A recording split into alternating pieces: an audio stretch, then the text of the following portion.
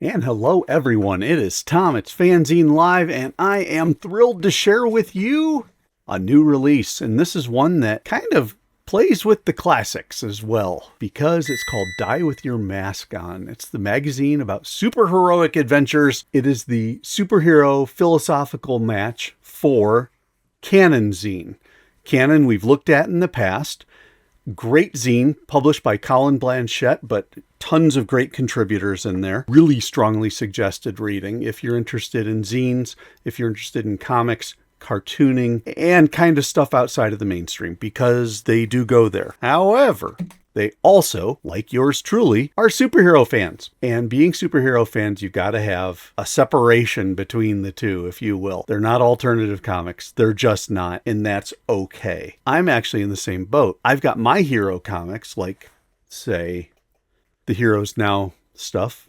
I do that, but I also love my alternative comics as well. Your Strange Times and Something in the Water and stuff like that. I appreciate that they enjoy different types of comics, and I really appreciate that they have different perspectives that they put in different magazines. You want to read about alternative comics? Go read Canon. You want to read about superheroes? Read Die With Your Mask On. That's what it comes down to. In addition, I have not purchased Die With Your Mask On before this issue, which is number 3. And the reason I did it was because Colin has catnip for me, which is a 100 best list book. He did a 100 best comics of all time investigation of the comic journal's 100 best comics of the 20th century, and did a wonderfully in-depth investigation of it. We have that in the FANzine Live archives. You should definitely go take a look at it. And I appreciate right from the outset, they said, we did this with our annual 2024, the top 100 issue, which was devoted to an issue of the Comics Journal, where they ranked the best comics of the 20th century. A very small leap to thinking, why don't we do something like that? So using the model of the Comics Journal, Colin and his cohorts put together a list of the 100 best superhero comics of all time. We're not talking about the 20th century here. We're talking all time. I love the cover. I mean, that's really great. It's the same model that you have for the Comics Journal Top 100, for the Canon Annual, where they reviewed the Top 100. It's the same idea, and has all sorts of great characters in here. I'm sure you recognize many, if not all of them, if you're into superhero comics, as I am.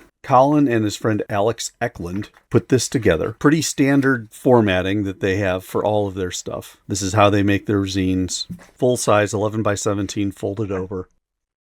Saddle stitched, extremely thick. A lot of pages in this bad boy. Let's see how many we have total. So my guess is, yeah, it's a 72 pager, including the cover. That's a lot of paper. They fill it very, very well. They start with the 100 best comics list. There's 1 through 39 and then 40 through 100. And then they go in reverse order.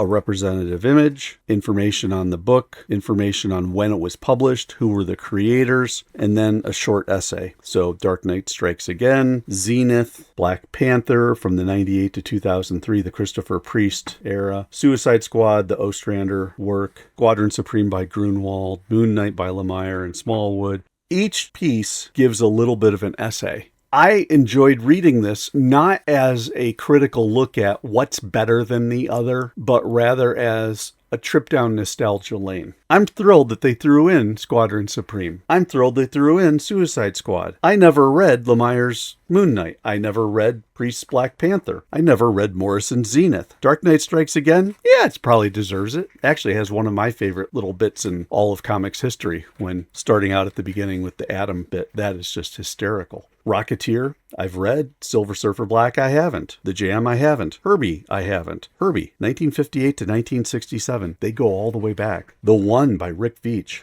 Great piece. Grunwald's Captain America run. Pretty good stuff. So what I'm trying to tell you is there's a wonderful mix of everything in here. Not having read a lot of the superhero comics that they talk about, because I pretty much stopped reading probably about the time of DC's Invasion, which is covered in here. The reason I like it is it gives me a sense of nostalgia for the stuff that I have read, but it also gives me a sense of the books that I should be looking at and that I haven't yet, like One Punch Man. I'm not a big manga guy, but the people who've written all sorts of stuff that I have read suggest that this is good. I'll probably end up taking a look. Captain America by Kirby and Simon. Vision by Tom King. Eternals. Kyle Baker's Plastic Man, 1963. Captain Victory. Kingdom Come. Didn't like that. Daredevil Love and War. I did like that. Alan Moore's Superman for the Man Who Has Everything. Extremely good. Tom Strong by Alan Moore. Very good. Ambush Bug. So glad they put that in there. I think that is one of the funniest and greatest superhero bits I've read. Roger Stern's Avengers. A really strong, somewhat surprising choice, but really well done series. You basically, Mr. A by Steve Ditko. Gives a little bit of historical background, a little bit of creative and technical background. Nice introduction to a whole bunch of great superhero comics. Then as you get closer and closer to the end, you get into the top 10. And you go from these half-page pieces. Supreme by Alan Moore, which was fantastic. Top 10 by Alan Moore. I own the compendium and have not read this yet, and it clearly needs to be on my list. Daredevil Born Again. Oh my God, is it good? Animal Man by Morrison. The Coyote Gospel, perhaps one of the best comics ever written. Then you get into the top 10, and note that we now are up to full-page essays, which are even better, and they go deeper. So we're into the early Frank Miller Daredevil, Alan Moore's Miracle Man, Jack Kirby's Fourth World, Claremont and Burns' X-Men, All-Star Superman by Morrison and Quitely, Ditko and Lee's Spider-Man, Batman Year One, Dark Knight Returns, Kirby and Lee's Fantastic Four. I do note that earlier there was John Byrne's Fantastic Four, which I really like a lot. And then, of course, number one is Watchmen. Watchmen gets 2 pages with a very large... It's a great book. They also have some fun statistics. Alan Moore, Jack Kirby, Frank Miller,